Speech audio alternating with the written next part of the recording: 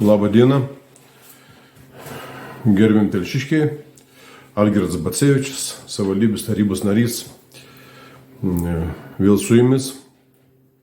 Šiandien įvyko Telšių rajono savivaldybės tarybos etikos komisijos posėdis. Aš esu irgi etikos komisijos narys ir buvo svarstamas klausimas, skundas dėl mano elgesio šį kartą.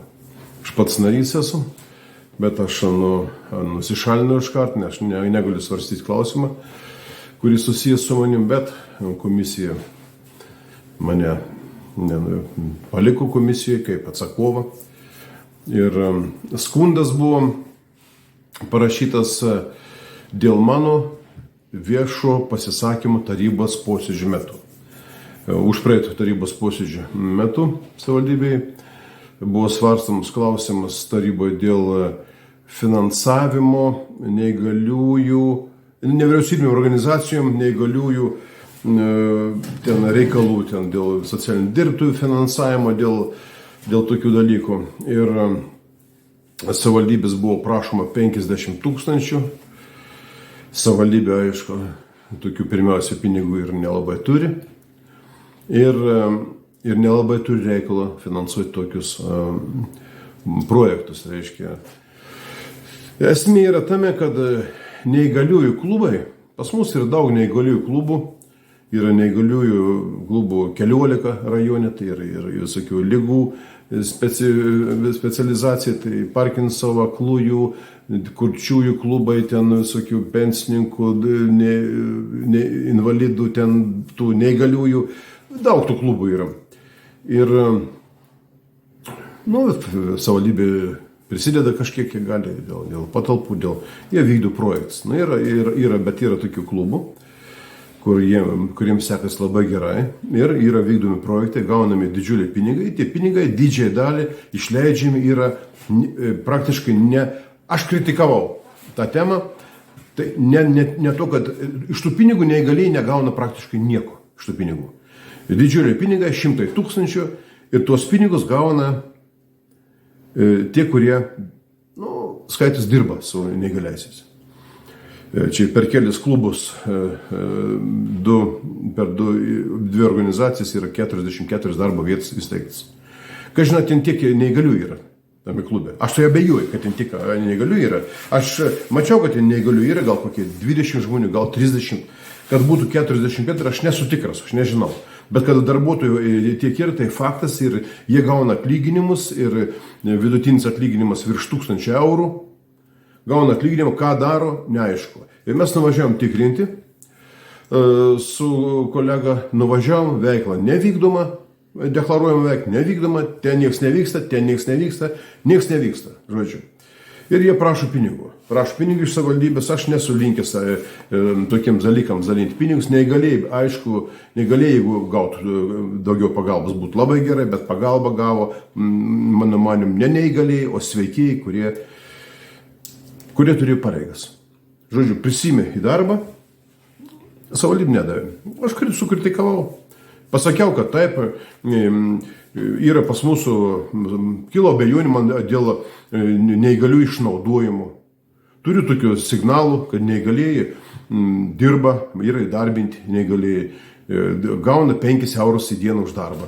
Viešai buvo tarybai paviešinta tai, pareigūnė patvirtino, kad taip, žmonės dirba už 5 eurus, gauna 5 eurus už darbą. Kas čia per darbas 5 eurai? Tai aš užturėjau tos neįgalius. Tai aš pasakiau, kad tai gali būti žmogaus išnaudojimas. Negalima žmogų įdarbinti už 5 eurus į dieną.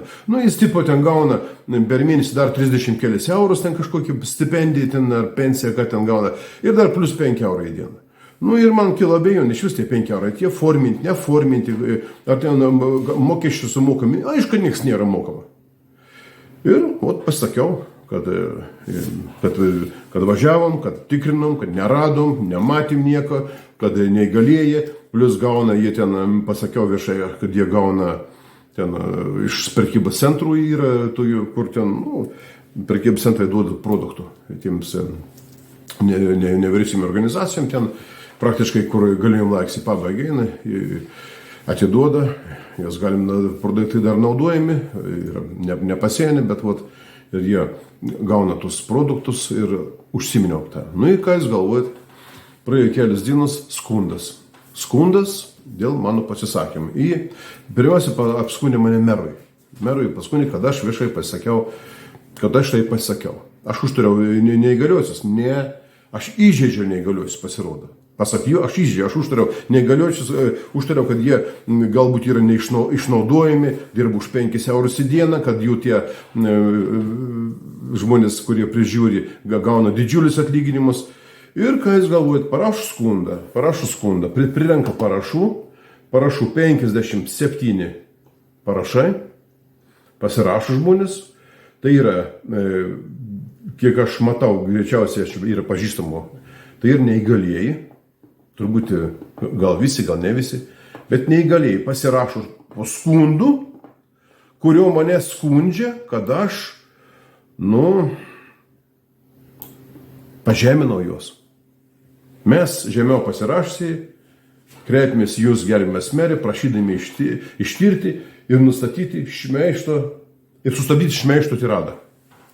Sustabdyti šmeižto tiradą. Ką aš apšmeižiau? Kurią išsakė Krikščionis auditorinis Algirdas Bacevičius, rugpjūčio 31 dieną, posėdžio metu.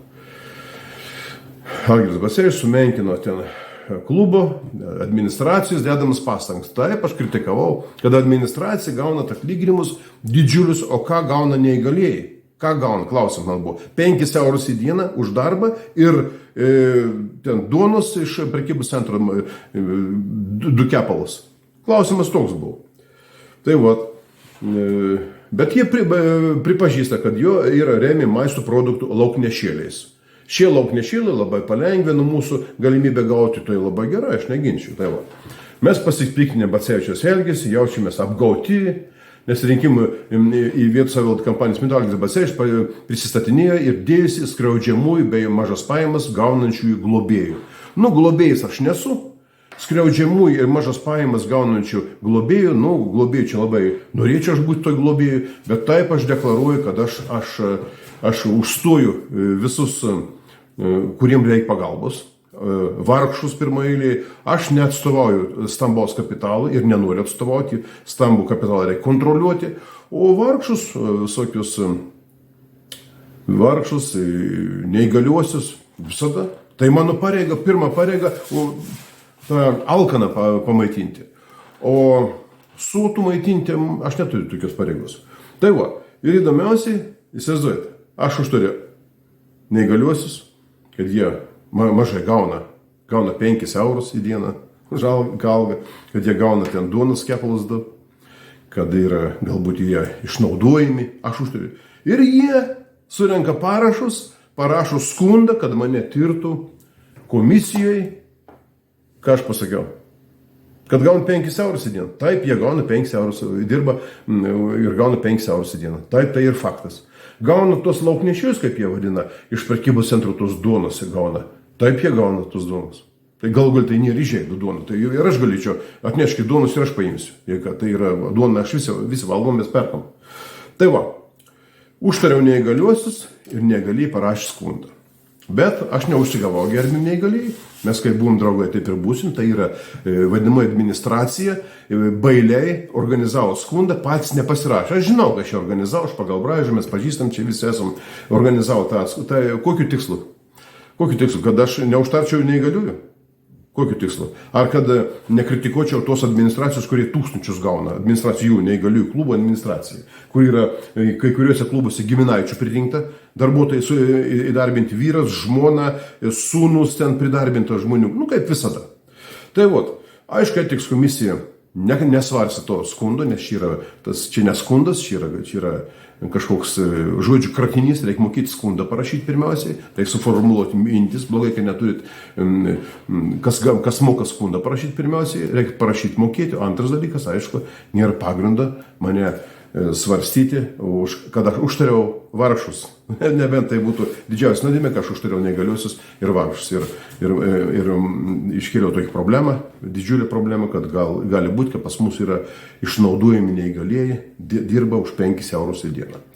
Tai va tokia tvarka, etikos komisija, kokie ten bebūtų, jie visgi atmetė tą skundą ir aš toliau neįgaliuosius, visus vargšus ginsiu, tai mano pareiga, visus turiu ginti išskyrus, neginsiu tų gudručių, sukčių neginsiu, vagių neginsiu niekada ir tų kuriems nereikia pagalbos mano. Tai va tokios žinios. Užtariu žmonių grupę susirašo, aš suklaidinti, žmonės suklaidinti patys turbūt nežinau, ko rašysi, aš juos užtariu, jie skundą rašo dėl manęs, kad aš kažką netiškai pasidariau. Tai va tokie paradoksai. Ačiū dėmesį.